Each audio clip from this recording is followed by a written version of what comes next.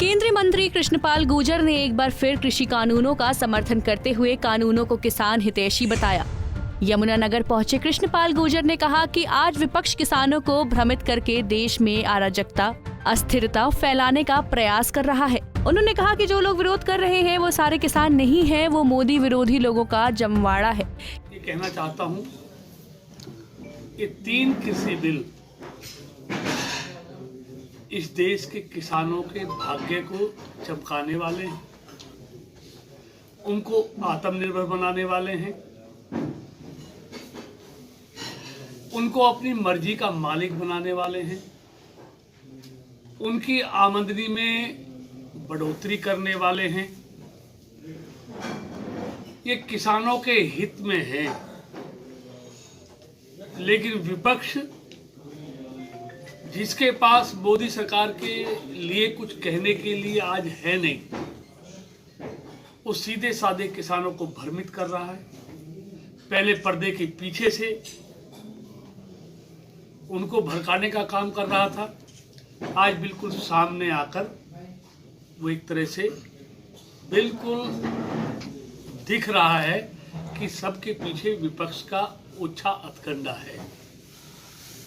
वो किसानों के नाम पर इस देश में अस्थिरता फैलाना चाहते हैं, इस देश में अराजकता का माहौल पैदा करना चाहते हैं, इस देश को हिंसा की आग में झोंकना चाहते हैं। लेकिन इनका मकसद किसानों की समस्याओं के समाधान से नहीं है, इनका मकसद ये है कि मोदी सरकार को कैसे अस्थिर किया जाए। तो और तो उनके पास कुछ बचा नहीं है, सारी जमीन के नीचे से खिसक गई है, लोग इनको इनकी औकात बता रहे हैं, तो इसलिए सारे लोग उसी काम में लगे हुए हैं। मोदी जी सरकार के लिए किसानों के हित सर्वोपरि थे, सर्वोपरि हैं, सर्वोपरि रहेंगे। सब कुछ समझ में है। सारे किसान कहाँ हैं आप बताइए मुझे। पूरे देश में आप देखिए, पूरे देश का किसान कहाँ है। ये चंद वो लोग हैं जो मोदी विरोधी लोग हैं, जो मोदी सरकार विरोधी लोग हैं, उनका ये जमावड़ा है। जो आज किसानों की बात कर रहे हैं विपक्षी दल, इनके हाथ तो किसानों के खून से रंगे हुए हैं। तो जो किस मुंह से बात करते हैं। लेकिन इतने हालात होने के बावजूद भी मोदी सरकार ने किसानों के खिलाफ कोई कार्रवाई नहीं की, एक हवाई फायर तक नहीं किया। या कायदे कानून से चलेगा, लेकिन बताने को तैयार नहीं। और जब पत्रकार साथी हैं, आप जरा याद कीजिए, जब इन्होंने आंदोलन की शुरुआत की थी, इनकी क्या मांगे थी। इनकी मांग थी कि एमएसपी हमको लिखित में चाहिए, पहली मांग इनकी ये थी। दूसरी मांग थी इनकी कि एपीएमसी मंडियां बंद नहीं होनी चाहिए।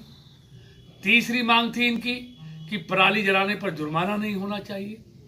चौथी मांग थी इनकी कि कॉन्ट्रैक्ट खेती में जो अपील का अधिकार है वो एसडीएम को नहीं, वो सिविल न्यायालय को होना चाहिए। ऐसी इनकी 7-8 मांगे थी। वो सारी मांगे सरकार ने मान ली। 54 साल में आपने एमएसपी लिखकर नहीं दिया, लेकिन मोदी जी की सरकार ने पहले वो लिखकर देने को तैयार हो गए।